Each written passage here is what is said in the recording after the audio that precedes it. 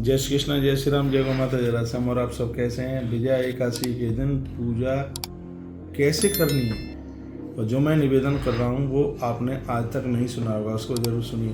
हेमं वा राजतम वापी ताम्रम वाप्यत मृण्मयम स्थापये सुवितशैव जलपूर्णई सपल्लवम। वर्णन किया गया है कि सोने का या चांदी का, तांबे का या मृण्मयम या मिट्टी का आप घड़ा लीजिएगा और उसको पानी से भरिएगा।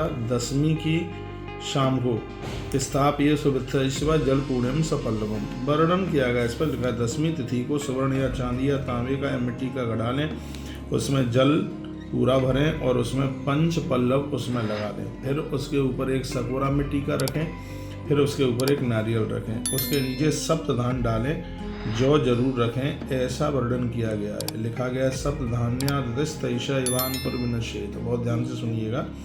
तो उसमें जौ डालें, उसके पश्चात भगवान नारायण की सोने की, चांदी की, कोई भी या मिट्टी की प्रतिमा मिल जाए तो उसको आप कलश के ठीक सामने उसको रख दें। एकादशी के दिन प्रातः स्नान करें, उस घट के गले में यानी उसके कंठ में कलावा बांधें, रोली लगाएं और उसमें एक माला पहनाएं, चंदन जरूर लगाएं, उसकी सुपारी तथा नारियल से विशेष रूप से पूजा करें।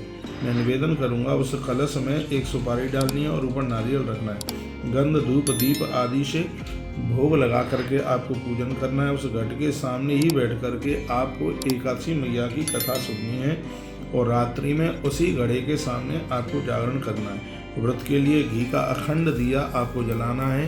द्वादशी के दिन जब सूर्योदय हो जाए तब उस घट को नदी या झरना या सरोवर आदि जलाशय पर लाकर उसकी स्थापना करके और सविधि पूर्वक उनकी पूजा करके तत्पश्चात उस घट को या तो किसी ब्राह्मण को दान रूप दे दीजिए या फिर उसको नदी में प्रवाहित कर दीजिएगा। इस तरीके से विजया एकादशी की एक कथा पूरी होती है। लिखा है नीत्वा कुंभम जलोदेशे नद्या प्रश्नवणी तथा। या तो नदी में प्रवाहित कर दें या उस घड़े को, मटके को किसी ब्राह्मण को दान में दे दें। ताड़गे स्थापयातु पूज्यत्व यथा विधि। लेकिन इसको विसर्जन करने से पहले नदी के किनारे तो उसका द्वादशी के दिन भी उसका पूजन करना होता है। तब ही इस विजया एकादशी की व्रतता को पूरा किया जाता है। ऐसा स्वयं भगवान श्री राम जी ने किया था।